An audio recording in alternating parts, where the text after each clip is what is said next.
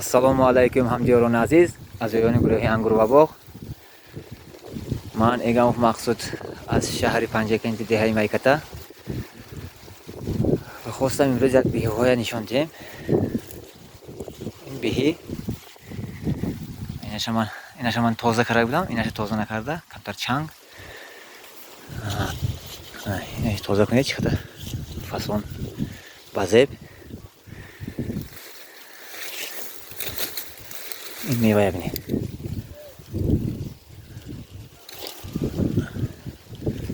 بهترین میوه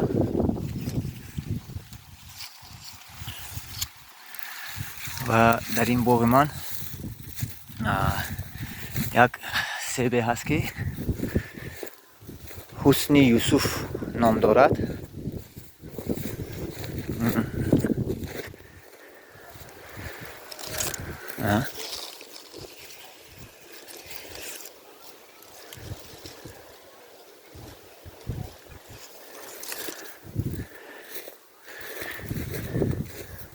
من اینجا بایم هست.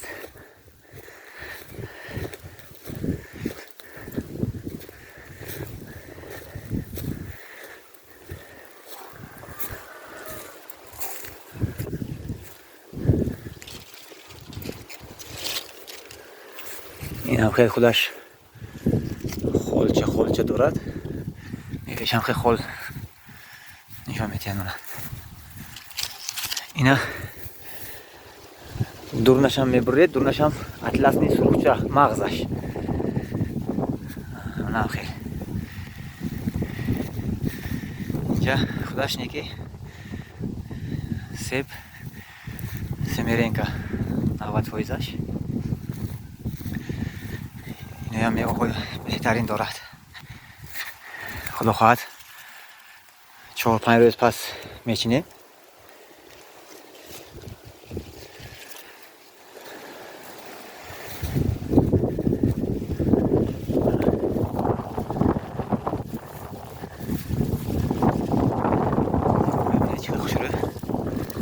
گرم ندارد نشه.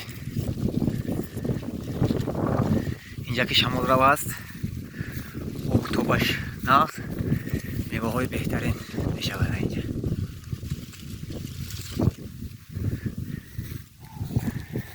اینجا بودرنگ تیراموهی،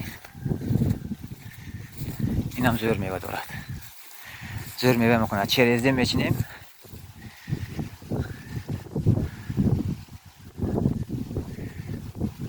برای سلطه جدا بهترین.